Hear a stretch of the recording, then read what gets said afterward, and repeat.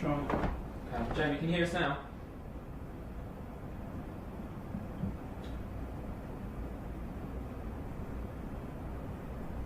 Seems not. Jamie, can you hear me? I can hear you, yeah. Brilliant. Okay, thanks guys. Sorry for that. We used the usual format today. Broadcast first, stadium second. If you've got a question, please use the waving function. We'll start with Sky Sports News. Thank you very much. Good afternoon, Frank. Hi.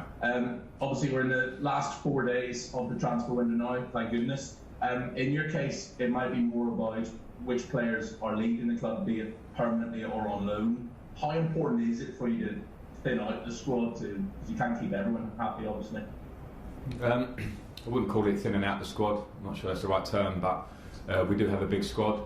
I'm not interested in getting involved in speculation over the last few days of the window, because what I say now will be speculation. So we'll see how that develops over the next few days. Focused on the game tomorrow, and we'll see what movements there may be.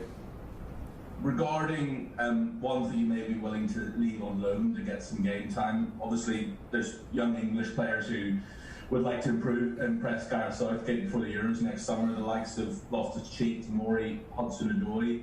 Would you be willing to see those players go out on loan so they're getting more game time?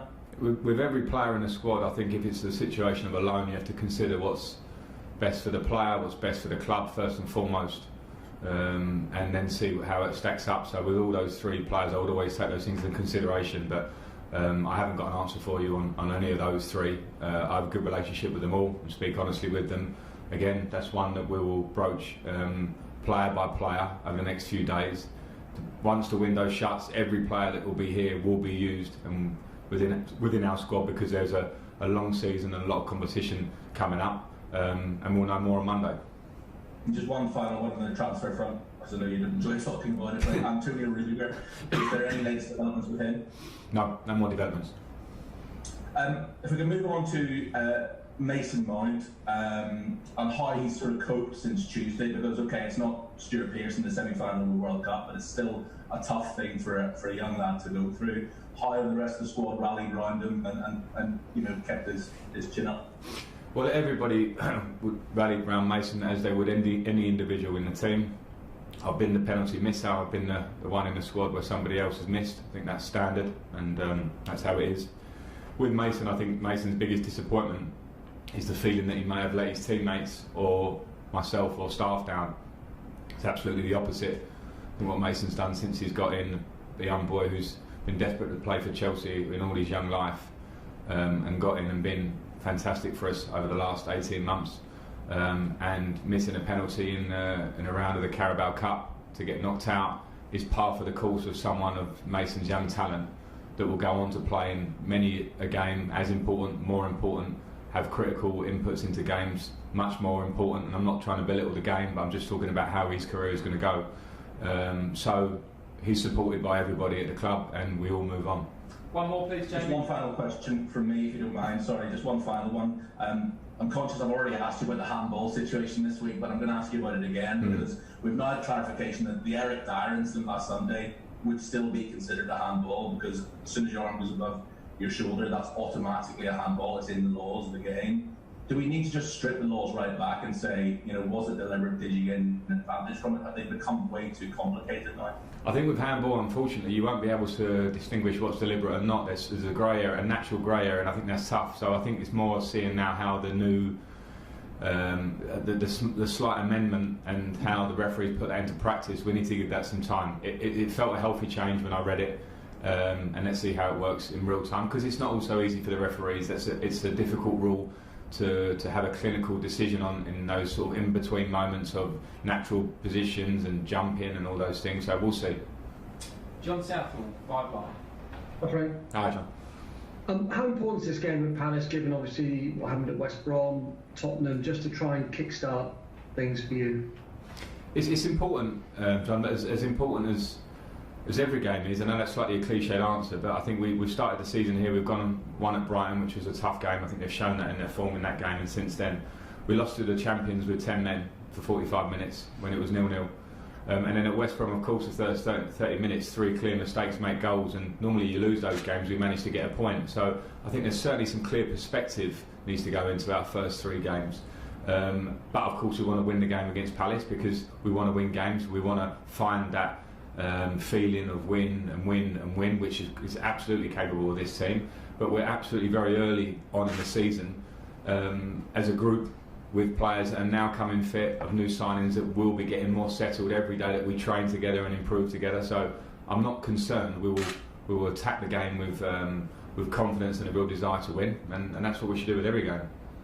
And for you, obviously on Tuesday night, I had a few words on the touchline with Jose. As a young manager, is that important for you to try and put down a marker to other managers, or is it just your competitive edge? No. Yeah, certainly not a marker. I think on the line, if you look like you are forced and trying to be, I don't know, what might be perceived as arrogant for what that looks like, or trying to portray a character, I think that sometimes can become maybe not real, or maybe boring from the outside. I certainly don't do that. I just react as I see fit in the game. In the competitive nature, sometimes you can reflect and go, was that too much or not? That's fine. I don't think people should expect you to play, to not get caught up in the excitement sometimes, and that was just it. It's no big deal. Just a word about Roy Hodgson. I suspect you'd be fairly happy, wouldn't you, if you still had that competitive edge, that desire for the game, coaching at the age of 72? Yeah, absolutely. And when I talk about people putting on character or not, Roy has been an incredibly straight down the line manager, person, coach. His career is something that's beyond exceptional. I've got so much respect for Roy Hodgson and the job he does and the way he carries himself. Don't want to preempt it, but there'll be no touchline spats with me and Roy tomorrow, because I've got too much respect for him and think he's just brilliant as a man. And just the normal question about Pulisic, Ziyech. What's the news on them? Pulisic is in the squad for tomorrow.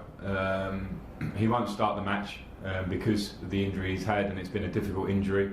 And I am very keen to get him back in there, so it's great to have him back for himself and for the boost I think it gives the team. He's an important player for us. Hakim Ziyech is getting closer, but not quite fit enough to be on the bench. Okay, thanks John. Olivia, PLP. Hi Frank. Hi. You've played a lot of centre-backs at your time at Chelsea, and you've played in teams where you've had a solid centre-back pairing that have played for the majority of the season. Is that something, obviously we saw Zuma and Tomori play in the Carabao Cup, is that something you're looking to do, to find someone to play next to Thiago Silva, or do you think you're going to keep chopping and changing? I think most coaches would tell you in an ideal world that you can find a pretty settled back two. You also need competition through a season that lasts sort of 60 games. There are not many teams that will say this is our back two for the whole of the season. I think it's impossible in the modern day. But you strive for that, and for that you need a consistency in performance, relationships to build through the season. And last year we had to change a lot, and of course this year there'll be times when it changes a lot. I think when you maybe get far down the line in a project, or when you're working with a team and you find that stability in picking the same players very regularly, I think that's when you're in a happy place. But for most managers or teams in the process, which we are, you have to try and strive to find the right solution sometimes, and it means some change. But I trust all the players. We're working together to try and find the best in every area of the pitch, and naturally, as I say, there won't be many teams in the Premier League that probably can say we picked that back four, those back centre backs for a season. It's not really possible. We spoke about Havertz and Werner. They're the two players we've seen the most in the Premier League this season. A couple of times they've been in their, say, favoured positions. Havertz against West Brom, I thought had a really, really good game. How do you think Ziyech and Pulisic, when they come back in, can affect those players and bring out the best in Havertz and Werner? Yeah, I think they all will bring out the best in each other. Of course, it's a huge miss for us to not have Christian and Hakim fit at this stage of the season. We're all excited to start. Christian's been here for a year, so he doesn't have that bedding process that was part of his early part last year. Hakim is going to bring something completely different for us, and I think they will help complement not just Kai and Timo, but the attacking players that we have, because again we will need to be able to use different players throughout the course of a season. But yeah, I'm very excited to have those players fit. The Timo and Kai don't have necessarily favoured positions themselves, but I have a clear idea of where I want them to play. At the moment, injuries have not made it that possible, and sometimes you have to be adaptable in those difficult times. Nick Pure, PA. Frank, just obviously with the thing with Jose, I know you're saying it's no big deal. He was suggesting that he was just trying to give you some advice, really, just saying that when a team's losing, that's when they need their manager to be, I think visible on the touchline is kind of what he's suggesting. I know your relationship obviously changes because you're rivals now, but can you still take advice from other managers? Obviously, he's got more experience than you. It doesn't mean he's a better manager than you, does it? But can you still take advantage from someone that you've had when the relationship changes? I don't think any remarks made on the touchline during a game can be called advice. I mean, they can probably be wrapped up as advice after a game when you manage to get back in the game and win on penalties. So I don't think that's the case. I would always be happy to not just take advice from fellow managers, but everything around me, whether it be my players, my staff, people that I respect, people that I listen to in football, outside football, in life.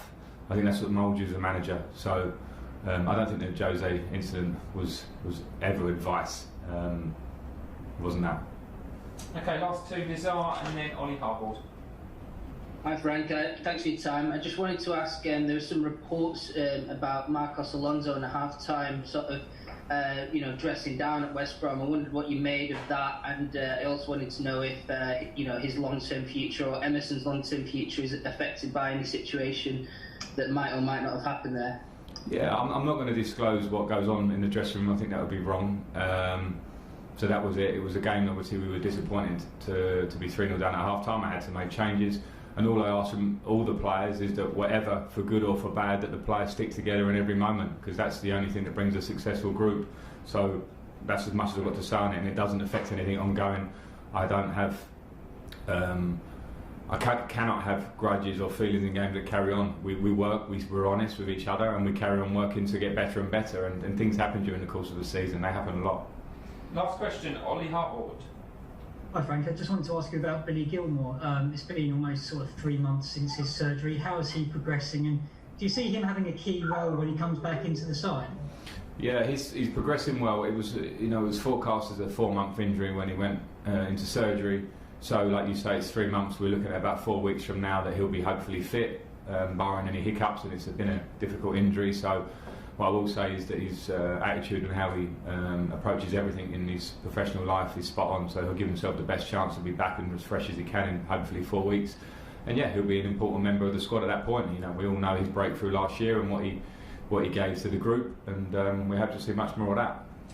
Okay, that's the end of the broadcast section. We're now going to do the daily